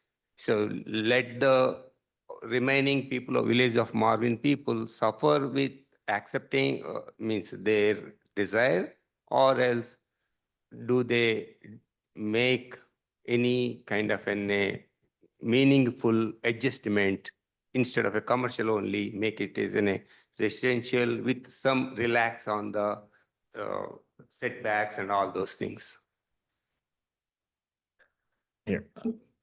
One, I think, once again, I want to try keeping this, specific to the presentation tonight, not anything specific on any specific development or potential rezonings going on. But to answer your question, at the end of the day, it goes back to the property owner's right. The property owner has a right to apply for rezoning, even if it's not consistent with the land use plan, any of that stuff. They have a right to apply for rezoning, and it has to go through the process. Ultimately, it's the legislative body that can approve it or not approve it. In cases where they don't approve it, I've had instances in my career where then the property owner comes back and asks, hey, why did this not get approved? And then sometimes they'll come back and propose something that was more aligned with that. But it's still ultimately the property owner's right or really will, I guess, to an extent, to how they want to propose it for their property. Doesn't mean it's going to happen, but we can't say, oh, well, if you're proposing this, but we want this, because they can still then go and propose what they want to. It just still comes down to if it gets approved or not. So de-annexation is not means that cannot be used to approve whatever is requesting in that case. So de-annexation, they are not going to use to disapprove his requirement, correct? I mean, going back to you saying de-annexation? Yeah. I mean, Once again, it's if the property, if something doesn't get approved here, once again, if the property owner wants to seek that route, it is an option that they can do. And once again, it's not necessarily meaning it's going to happen, but that option is on the table. everyone knows that. But what we are looking is the council should not use that word to the neighborhood, saying that, okay, if you guys don't agree, this guy can de-annexation, we don't have any control. And that makes a lot of pressure on us. So instead of making a pressure on the developer. So how does means there should be some, how could you means, what I'm saying is the planning council is supporting the developer and all his requirements and not considering the neighborhood concerns, and also scaring the neighborhood that this property can de-annexation if you don't agree whatever he's planning. So means using that statement is an illegal or should not use? Listen, at the end of the day, because we're trying to just tiptoe around all of this. At the end of the day, that property owner has 5 options. And let's be realistic. Number 1 is do nothing at all. And his financial advisor is looking at him and saying, you got no return on your investment. That's not going to happen. Number 2, he could keep it zone residential, build houses, and he's going to lose about 30% of his return on investment. Now, I'd go back to the neighborhood and say, what would you do if you own the property? What would you do if you own the property? Option 1 is not feasible. Option 2 really isn't feasible because you're trying to get a return on your investment. Number 3, going back to the neighborhood, he has the option of selling it. And you as a neighborhood, we as the village, someone else can come in and buy it. Okay? The 4th option is to follow the process that has been outlined here. And we've outlined it, God, I don't know, 100 times, but we still want a different answer. But the process is the process. He presents his plan to the village. He presents his plan to the neighborhood. He asks for input. He gets the input. He makes the changes. He comes back to the neighborhood. He comes back to the village, and he provides the input and the changes that he wants to make. At the end of the day, we as the village, you as the neighborhood, cannot tell him to do what to do with his property. I think the missing point here and the missing element to this is there are people who believe that we should be able to tell that property and what to do with his property. And if someone says that's not the case, I believe it is the case. And again, I think we're at the point we're following that process.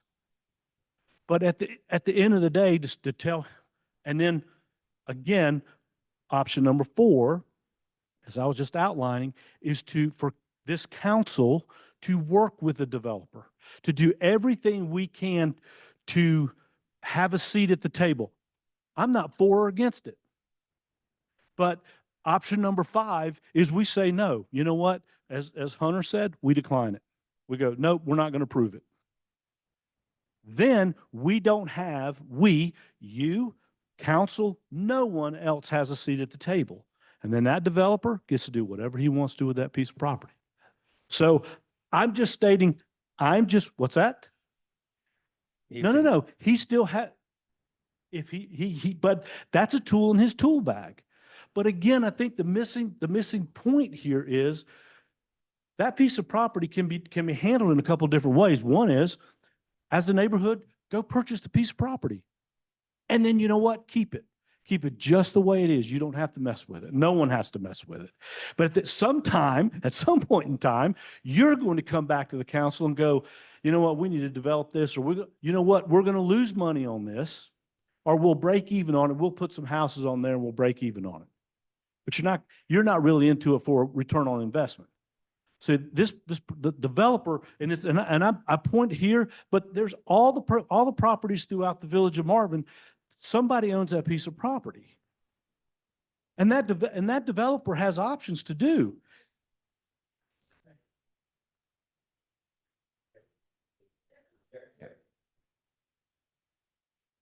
So here, this is the where we are conflicting.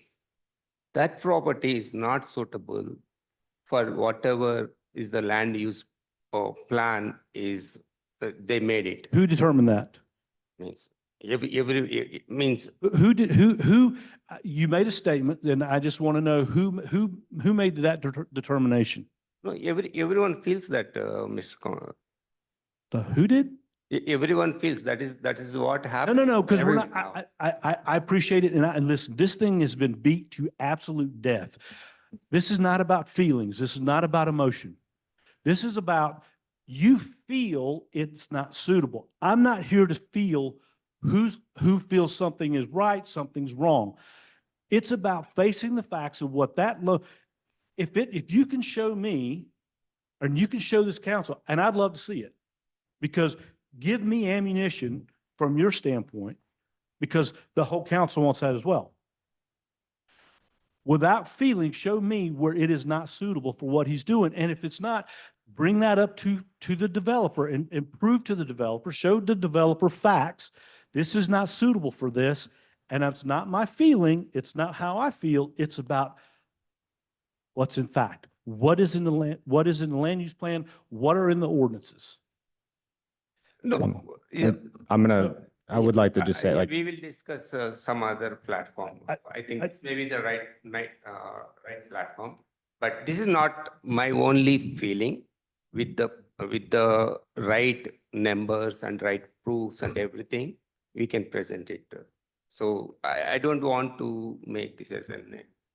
I don't either. On this thing. So. But we can't tell the property. We just have to, again, I ask everyone, the gentleman sitting next to you came in and I told him, I said, please follow the process. And I encouraged everyone to come out and show up and be a part of the presentations, be a part of the public input meetings, because that's where changes get made. One more thing, bro. Sure. So you are saying that we don't dictate anything to the developer or landowner. Right. So right now that land is rural residential. Now in the plan is making as a commercial only. How does that dictates the developer to convert from the rural residential to commercial only then in that case?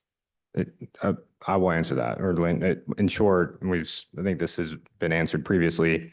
The land use plan is a vision and guide. It's up to the property owner, and especially with conditional zoning, because the property owner has to initiate the rezoning for conditional zoning. The property owner then can apply. It's not the village is not applying on his behalf, because you can't do that in conditional zoning unless they sign and give the power of attorney per se, for someone to act on their behalf. But the property owner is the one who has to initiate the rezoning for conditional zoning.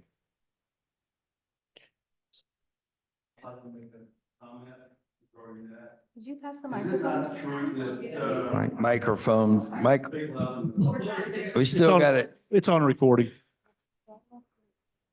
We know you're loud. Is it not true that Heritage and Marvin development actually at one time, like 10 years ago, was trying to develop 8 large lot, single-family resident homes? In the Heritage District? Where the Heritage You were at talking- Marvin, and you Sorry. should know that, Joe. Yes. Was that planned, and then the Meadowlark neighborhood pretty much made it go away? Right. So look what you got now. In place of the 8 homes on large acre lots, look what you got now. That's what happens when the neighborhoods and the residents don't work with developers. And if I could add to that, my council from 2013, a former council would not work with, and probably to the right, but they wanted nothing to do with where the 3-story storage facility is and where the pool is. And they wanted nothing to do with it. And they wanted to become part of Marvin. Now, I was at the meeting because they denied everything that the town, that they requested, because the town just didn't want to work with them at all. And I would argue, what speaks more to Marvin, a 3-story storage facility that backs up to $1 million homes right behind it. Would I want that there? No. Would I want that swim thing there? No, but I didn't have a say in it. So when you have a say and you can sit at the table, you can elevate the conversation of what, not only is it going to look like, but what kind of uses you're going to have, what we're going to allow for uses. And I think that's much more important, because I think that was a miss on the previous council before, where we look at this from a different perspective and want to look at this and say, let's see what they have to say. And I go back to where they wanted to bring in 16 screen theater where north of Coles is. And I was like, 5,000, we were 5,000 in our community. That doesn't support a 16 screen theater. There's no way. What would happen is we would see traffic cut through Marvin Creek because Lancaster at the time did not have a movie theater. Now that movie theater has moved to Indian Land right now. That's where the theater is. And that makes sense because that road can handle it. But now we're looking at that property that they're coming to us to say, hey, we'd like to be a part of Marvin. And the first thing we did, John was a big part of this. He said, hey, I want to talk to the community to see what they want, because what they wanted in the past was way, way too much. It's not our job to make their properties more valuable. We want to, if we have a say in it, we want to make it look right. We want to make it the transition right. And all of this is with those factors we're trying to think ahead of what things can look like, including the trails that we're now hearing. We don't want trails anymore, but we've been hearing it forever, the connectivity of it. In fact, I just heard from another resident saying they happened to walk a trail that they had never been on before. And I think it starts here and goes to the back, and they loved it. And I said, well, we need you in these meetings, because usually we have the naysayers show up, which I understand. I mean, they want trails and stuff, but we're trying to look at it. I want a seat at the table if I can. That's just me. I'm not speaking for anyone else, but I want a seat at the table so I can kind of say what can go here, what uses could go here, what it looks like is what I'm trying to get to. And to Jamie's point, we can't dictate to a landowner what things are going to be. We could provide the ordinances and make sure that they follow the ordinances. And to your point, when you say, I don't feel it's suitable, Hunter, correct me if I'm wrong, because if I'm wrong, please call me out. He has to go, there's a lot of processes that happen before, and if there's something not suitable, he addresses it. It has to go through him. It never comes to us if something's not suitable. Am I correct? For the most part, I mean, but this also kind of gets back to the property owner's rights. Once again, if somebody wants to invest money into what the conditional zoning requires, like hopefully they've done their due diligence on it if it's suitable. And same thing, I mean, that's where the land use plan comes in. And then the after the fact is the ordinance regulations. So there is a lot that goes into it, but yeah, if it's not suitable or not consistent with the land use plan, or it doesn't even comply with the zoning, then I'm going to tell them, but. And if it doesn't comply with an ordinance. So I mean, all of those things, that's a long laundry list that that's a high bar that they have to follow to get through for something to be suitable. In another, I'm sorry. Go ahead. I was just going to say that's a good point. It is a long list, because even if a piece of property is rezoned, say it goes through the conditional zoning process, that's not the end of the process. They're just then starting the administrative approval process, because they still have to meet all of the requirements of the ordinance. So there's a long process involved. That is why we are going here.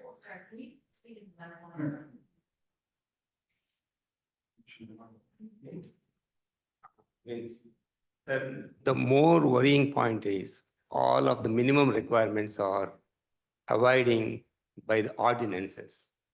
Means whatever concern we raise, okay. No minimum parking requirement. When we ask about traffic, no traffic impact analysis by ordinance. Suppose if we bring the stormwater, everything, that comes later. So their generic statement is, after building, means there won't be any flood water what we are facing right now. So right now itself we are facing the flood water. Yeah, and the stormwater is a state requirement. Lot of inconsistencies, lot of scared statements, lot of relaxation on the minimum requirements. I don't know, we are really worrying a lot, because the reason is we did a lot to this Marvin village. We did a lot in our, means than the developer. Some developer X or Y, G. So we are not opposing a lot of the things, only some kind of a protection we are looking for. And also which is safe for, because this area is more like a school zone place, elementary school, middle school, and high school. If anyone comes in the morning time, they can see that how much traffic the people are facing right now. Means in the evening or in a daytime also, from our community, it is making very difficult to make a left turn in any time, not only in a peak hours, in any time. We are really having so much pressure on us day-to-day life, along with our day-to-day jobs. And we choose this area because it is a more peaceful area, but now this is becoming not all, only couple of lots, only couple of lots. We are not opposing whatever the development is happening in some other place, some other place, some other place, the only around our community. But I don't know how we can fight and how can we bring, the more worrying point is the nester is almost like, we don't know, how can we bring our concerns? How can you represent our concerns to the developer? I mean, So basically, a lot of the conversations in all our meetings, I'm sorry to say that, in all the meetings, if anyone, whoever attended the meetings, 80% of people are feeling that you are protecting the developer, not the village people. That is what making a very, very concern to us. let me answer, please? So I'm following the process that's outlined in the ordinance, the law. Our ordinance doesn't require a TIA. It doesn't require a stormwater to have their engineering because it's not part of the rezoning process. We can ask, but we can't require it. We only can require what the ordinance states. And furthermore, with like TIAs and stuff, we don't maintain these roads. DOT maintains all the major thoroughfares in Marvin. And therefore, even if we did require a TIA, and this happened specifically with the heritage at Marvin, DOT wasn't going to require those improvements to be done. We were able to kind of get it a part of the conditional zoning and get DOT's blessing that they would work. But I mean, the staff does do a lot in the background to hear what your concerns are and all that stuff and find ways to mitigate it and recommend those conditions. But there's other aspects of it too that I can't require an applicant to provide X, Y, and Z. You can ask the applicant, and if he wants to do it, then great, but I can't legally require it. I'm only bounded by what the ordinance states.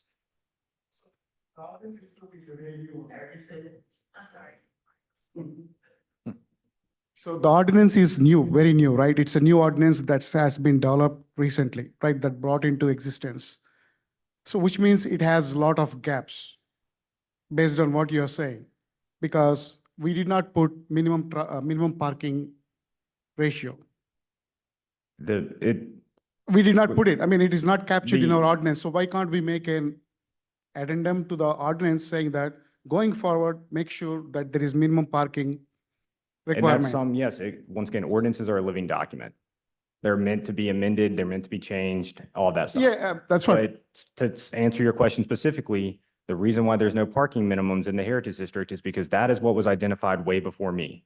It's Okay. intended to be a walkable district, all that stuff. So, once again, if you want to propose or if council or planning board wants to look at revisions to But I that, don't think we can go in on a property and put that into the ordinance if with what